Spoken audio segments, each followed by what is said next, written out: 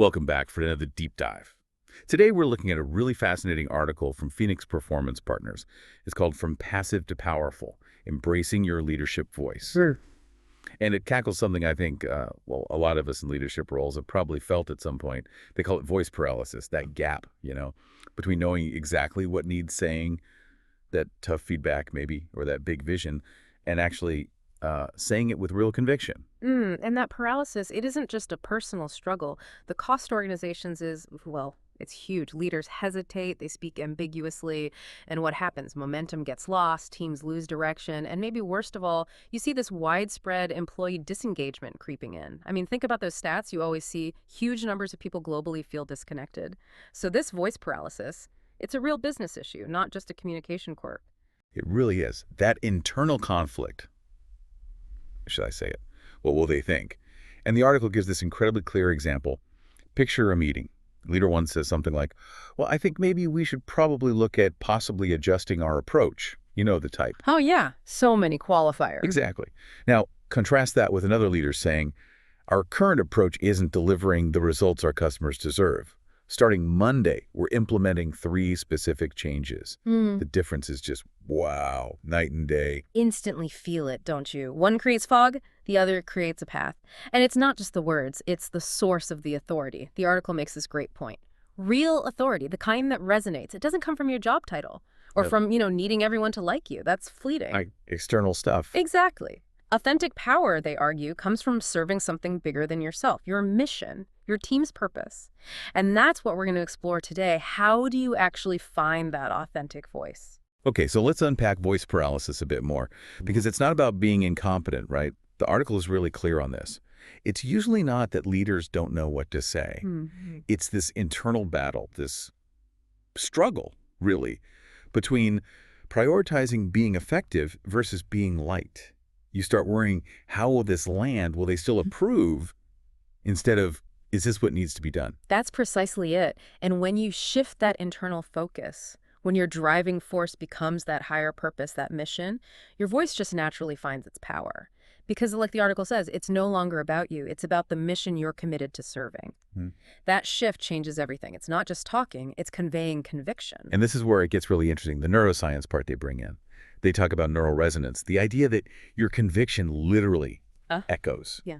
in your team's brains. Yeah, it sounds a bit sci-fi, but it makes sense. When you speak with genuine belief, clarity, it activates these mirror neurons in your listeners. Their brains actually start to align neurologically with your confidence. It's like you're pulling them into your certainty. This is almost like a biological transfer of confidence. In a way, yes. And the flip side is just as potent. Tentative language, the maybes, the I thinks, the hedging. The article says that transfers doubt directly into their neural networks. Your hesitation literally seeds their uncertainty. Wow, that's quite a responsibility. It is, and it gets better. They mentioned Dr. Amy Cuddy's work, too. How confident communication doesn't just influence others, it changes your own brain chemistry, boosts confidence hormones, reduces stress hormones. So speaking powerfully makes you feel more powerful. It's a loop. A positive feedback loop, if you can harness it. Okay, so if we understand the problem and the science, Yeah. how do we actually change? The article lays out this roadmap, the 5 stages of voice evolution. Exactly. That's a great way to sort of diagnose where you might be. Stage 1 is silent suffering. You see the issue, you know what needs saying, maybe it's critical feedback or a big warning sign, but you say nothing. Zero. You just hold it in. We've all been there, right? In that meeting where you just stayed quiet. Definitely. Mm. Until silence. Okay, what's next? Stage 2, tentative testing. Here, you do speak up, but it's full of apologies and escape hatches. Like, I was just wondering if maybe we could possibly consider looking at this, perhaps. You're dipping a toe in, but there's no real force behind it. Easy to brush off. Right, hedging your bets constantly. Then you get to stage 3, position power. Now you're speaking with authority, but it often feels forced. It's coming from your title, your place on the org chart, not from deep conviction. People might comply, sure, because they have to, but they don't really buy in. It feels hollow. They can sense it's not authentic. Absolutely. Right. Which leads to stage 4, purpose power. This is the big shift. Your voice carries weight because it's clearly serving something bigger. The mission, the team's goals, core values, it's not about your ego anymore. It's about us achieving something important. People feel that. It resonates. That sounds like where real leadership starts to happen. It is. And then the final stage, the aspiration, inspiring influence. Here, your voice doesn't just direct, it elevates. It naturally sparks engagement, inspires people to bring their best. You're not just managing tasks, you're building passion and shared ownership. It's magnetic leadership. That's a powerful progression. And the article points out a really common sticking point, doesn't it? Between stages 2 and 3. Yeah. Trying to fake the authority. Yes, You that's know? the trap. Trying to fake it with aggressive language instead of finding authentic power through purpose. Hmm. People mistake being loud or demanding for being powerful, but it's just noise. It's about assertion, maybe even intimidation, not genuine influence. Teams see right through it. It's a facade, not real strength. Oh, Okay, yeah. so avoiding that trap, what's the fundamental change needed? The article boils it down beautifully. Stop speaking to protect yourself. Start speaking to serve others. That's the pivot. Shifting your internal driver from self-preservation, which is natural, to contribution. It takes courage, definitely some vulnerability, but that's the path. Makes sense. And once you make that internal shift, they offer practical ways to actually develop that voice. Key Mm. techniques. Exactly. Actionable stuff. First one, connect to your deeper why before those important conversations. Like before that difficult meeting, take 30 seconds. Ask yourself, why am I really here? To help the team, serve the customer, uphold a value. Anchoring in that why changes your whole energy. It really does. Takes the focus off your own anxieties. Second, they say practice declarative language. Be conscious of your words. Swap out the I think maybe we should for we will, or the plan is. Yeah. It's about clarity. Removing the wiggle room. Owning the statement. Less hedging, more clarity. Okay. What else? Embrace productive discomfort. This one's crucial. If finding your powerful voice feels easy all the time, you're probably playing it too safe. Growth happens at the edge of your comfort zone. That feeling of being slightly stretched, that's often a sign you're doing it right. Leaning into the discomfort. Mm. And finally, use the power of pause. Don't rush.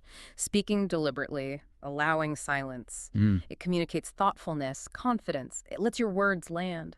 Think about powerful speakers. They often use pauses incredibly effectively. It conveys authority without shouting. Simple, but effective. Very. And they even give us super specific tools, like the 3-2-1 technique. Before a big moment, 3 deep breaths to calm down. Remind yourself of 2 people you're serving right then. Make 1 clear commitment for the conversation. It's like a mini ritual to center yourself. 3 breaths, 2 people, 1 commitment. I like that. Very concrete. And the other technique is the purpose anchor. Develop your own 1-sentence leadership purpose statement, like, I'm here to help this team serve our customers better, or I'm here to help our organization fulfill its mission. Keep that in your back pocket. When things get tough, it regrounds you instantly. It's your North Star. Having that anchor. Yeah, I can see how that would keep you focused. So when you put all this together, the impact isn't just about you sounding better. It's about the team's response. The article says, when you speak from purpose rather than position, people don't just comply, they engage. Huge difference. Massive. Compliance is just doing what you're told. Engagement is bringing your heart and mind to work. And teams feel it. They know when power is being used over them versus when a leader's voice is serving a mission they share. One builds resentment, the other builds trust and drive. So your voice becomes this bridge, connecting individual tasks to that bigger why. Exactly. It's the bridge between the daily grind and the collective purpose. That's what gives work meaning. That's how you move from just managing a group to truly leading a team. Okay, so wrapping this up, the core idea from passive to powerful isn't about being louder. It's about becoming clearer, right? Yeah. Aligning your voice with your values, your purpose. Precisely. It's about serving something beyond your own immediate comfort or need for approval. And they leave us with a challenge, which I love. Your voice challenge. Oh yeah, what is it? For the next 2 weeks. 1, before every key conversation, take 30 seconds. Connect with your purpose for that talk. 2, practice 1 declarative statement daily. Consciously replace a tentative phrase with a clear one. And 3, this takes courage. Ask a couple of trusted colleagues for feedback. How does your communication style actually land with them? Wow. That's direct, but powerful. Connect, declare, ask. A really practical way to start putting this into action. And it all leads back to that final thought they posed, doesn't it? The question isn't whether you have something important to say. It's whether you find the courage to say it with the power and purpose it deserves. Really makes you think, what will your voice make possible today?